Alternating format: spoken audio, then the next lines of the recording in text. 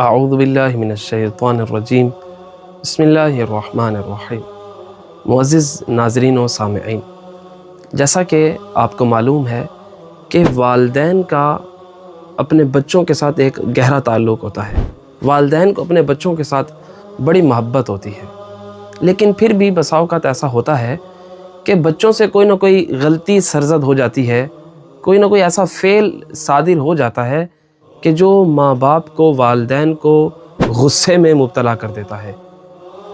ماں باپ ناراض ہو جاتے ہیں اور پھر غصے میں آ کر ناراضگی کے عالم میں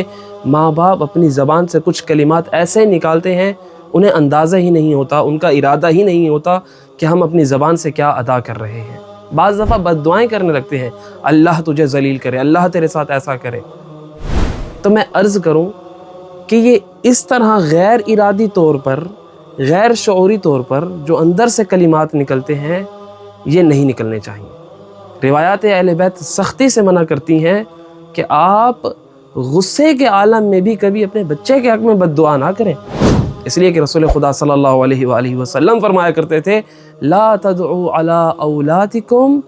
فیوافق ذلک اجابتاً، اپنے بچوں کے حق میں بد دعا نہ کیا کرو، ممکن ہے کہ یہی بد دعا کا وقت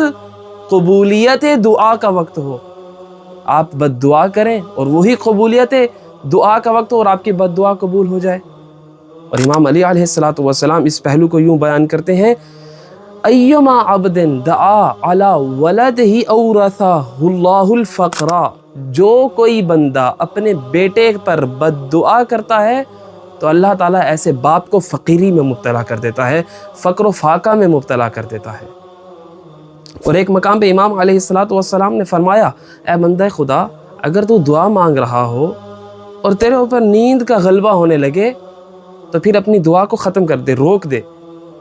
کیونکہ کہیں ایسا نہ ہو کہ تو دعا مانگ رہا ہو اور دعا مانگتے مانگتے تو اپنے حق میں بد دعا کر بیٹھے۔ اب یہ روایت، یہ مولا علی کا فرمان بالکل واضح طور پر سمجھا رہا ہے